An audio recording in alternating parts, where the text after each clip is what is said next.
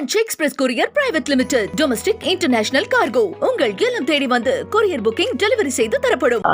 கரூர் சம்பவத்துக்கு பிறகு விஜய் அவர்கள் பல ஏறக்குறைய 2 மாசம் ஆயிருச்சு, பல நாட்களாக எல்லாருமே இதை ரொம்ப உத்து நோக்கிக்கிட்டு இருந்த ஒரு விஷயம் புதுச்சேரிங்கிறது. அதுல ஒரு விஜய் அவர்கள் இப்ப போற இடத்துல நானுமே இப்ப அந்த 3 இடங்கள்ல அவரை கவனிச்சதுல ஒண்ணு பாக்குறேன். ஃபர்ஸ்ட் அவர் அந்த ஸ்பீச் எழுதி கொடுக்கறவங்க ஒரு டெம்ப்ளேட் வச்சிருக்கிறாங்க. அங்க போற இடத்துல அந்த எங்க அவங்க போறாங்களோ அந்த இடத்துடைய சிறப்பெல்லாம் ஃபர்ஸ்ட் அவர் சொல்றாரு. நாங்க இந்த சிறப்பு பட்டிமன்றத்துல எல்லாம் சொல்லுவோம். அது போல அவர் போற இடத்துல அந்த சிறப்புகளை நேத்து புதுச்சேரியோடைய சிறப்புகள் எல்லாம் சொல்லியிருந்தாரு. ரேஷன் கடையே இல்ல அப்படின்னு சொல்லிட்டாரு. அதோடைய விளக்கம் நமக்கு புரியுது. அவர் என்ன பண்றது, அவர் ஓரளவுக்கு அவருக்கு கொடுத்தத அவர் பேசுறாரு. அவரா விவரத்தை தகவலை அறிந்து கொண்டு பேசவில்லை, எழுதி கொடுத்தத பேசுறாரு. அதையெல்லாம் நம்ம தவறா சொல்லல. எழுதி கொடுத்தவங்க இன்னும் கொஞ்சம் தயாரிப்ப கொஞ்சம் விவரத்தை சரியா புரிஞ்சுக்கிட்டு எழுதி கொடுக்கணும். எல்லாமே சிறப்பெல்லாம் சொன்னாரு. நான் அதை பாராட்டுறேன். ஏன்னா பாண்டிச்சேரின்னு சொன்னாலே உடனே நமக்கு எல்லாருக்கும் பொதுவா ஒரு கண்ணோட்டம் இருக்குது. அந்த கண்ணோட்டத்தை தாண்டி இதெல்லாம் சிறப்புகள் இருக்கு அப்படின்னு அவர் பட்டியலிட்டாரு. அதை நான் பாராட்டுறேன்.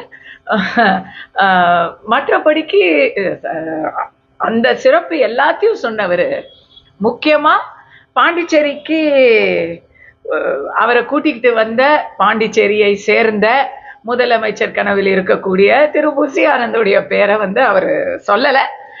ஐயா சொல்லல அப்படின்னு தெரியல. ஒருவேளை அது பாண்டிச்சேரியோட சிறப்பு இல்லை அப்படின்னு நினைச்சிட்டாரா அப்படிங்கிறது எனக்கு தெரியல. இந்த ரேஷன் கடை மேட்டரு, ரேஷன் கடையே இல்லைன்னு சொல்லிட்டாரு. அப்படி இல்லை.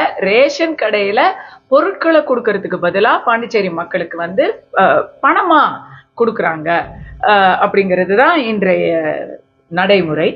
அதுல பொருட்களா கொடுக்கணும் அப்படி முயற்சி பண்ணுவோம்னு அவர் சொன்னாராங்கிறது எனக்கு தெளிவா புரியல. அவர் அப்படி நினைச்சு சொன்னாரா, எழுதி கொடுத்தவங்க அதை தெளிவுபடுத்தணும்.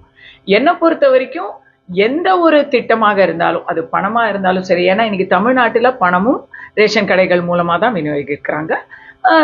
இதுவும் பொருட்களுமே அங்கதான் வருது. அதை சீரா செய்யணும். ரேஷன் கடை மூலமாக மத்திய அரசு கொடுக்கக்கூடிய எல்லா பெனிஃபிட்ஸையுமே பர்ஃபெக்டா செய்யணும்.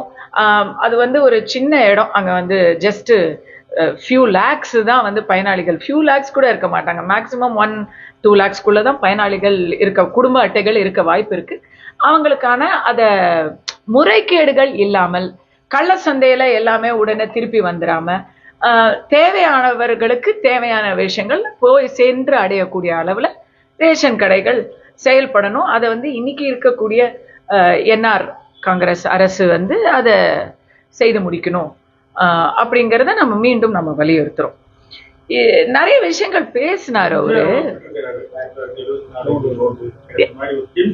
ஆமா, முக்கியமா எம்ஜிஆர் அவர்களோட ஒப்பிட்டு விஜய் அவர்கள் பேசியிருக்கிறாரு. தமிழ்நாட்டுல 1977 ஆட்சி அமைக்கிறதுக்கு முன்னாடியே இதுல கொடுத்திருக்கிறாங்க, பாண்டிச்சேரியில ஜெயிச்சிட்டாங்க எம்ஜிஆர் அரசு, அதிமுக அரசு ஜெயிச்சிருச்சு அப்படின்னு விஜய் அவர்கள் பேசியிருக்கிறாரு. ஆனா விஜய் அவர்கள் எம்ஜிஆரோட தன்னை ஒப்பிட்டுக்கிறது எல்லாருமே எம்ஜிஆரை பத்தி பேசிதான் தமிழகத்துல அரசியல் பண்ணுவாங்க. அவர் எம்ஜிஆரோட கம்பேர் பண்ணும்போது நாம ஒரு நினைவூட்டல கொடுக்க வேண்டி இருக்குது. எம்ஜிஆர் அவர்கள் பாண்டிச்சேரிக்கும் முன்னாடி திண்டுக்கல்லுல இடைத்தேர்தல்ல மாயத்தேவரை ஜெயிக்க வச்சாருங்க.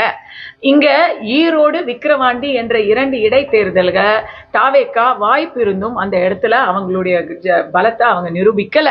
அவங்க அவாய்ட் பண்ணிட்டாங்க. சோ இவங்க இப்ப இந்த தேர்தல்ல திடீர்னு எம்ஜிஆரோட விஜய் அவர்கள் ஒப்பீடு பண்ணுவது கொஞ்சம் ஜஸ்ட் ஒரு பர்ஃபார்மேட்டிவா தான் நம்ம பார்க்க வேண்டியிருக்கு. எல்லாத்துக்கும் மேல பாண்டிச்சேரிக்கு மிகப்பெரிய இஷ்யூ அப்படின்னு நான் நினைக்கிறது, எத்தனையோ வருடங்களாக பல 100 கோடிகள் வந்துகிட்டு இருந்தது பிரெஞ்சு அரசாங்கத்திலிருந்து பாண்டிச்சேரிக்கு நித்திய உதவித்தொகையாக வருடா வருடம் வந்து கொண்டிருந்த தொகையை கணக்கு சரியா கொடுக்காததுனால நிப்பாட்டிட்டாங்க. அதற்கான ஒரு ஆவணம் எடுத்தீங்கன்னா பாண்டிச்சேரிக்கு அவங்க கொடுக்க வேண்டிய கடமை தான். எத்தனையோ வருடங்கள் காலனியா வச்சிருந்தவங்க, காலனைஸ் பண்ணி வச்சிருந்தவங்க, அவங்களுடைய இதுல இருந்து அவங்க கொடுக்குறாங்க. அந்த ரெப்பரேஷன்ஸை திருப்பி வாங்கி கொடுக்கணும். அதுக்கான முயற்சியை யார் எடுத்தாலும் அவங்களுக்கு நம்ம support. Branch express courier private limited, domestic international cargo. உங்கள் இல்லம் தேடி வந்து கொரியர் புக்கிங் டெலிவரி செய்து தரப்படும். என்றும் உங்களுடன் மை இந்தியா. முக்கிய செய்திகளை உடனுக்குடன் தெரிந்து கொள்ள சப்ஸ்கிரைப் பண்ணுங்க, பெல் பட்டனை பிரஸ் பண்ணுங்க. என்றும் உங்களுடன் மை இந்தியா.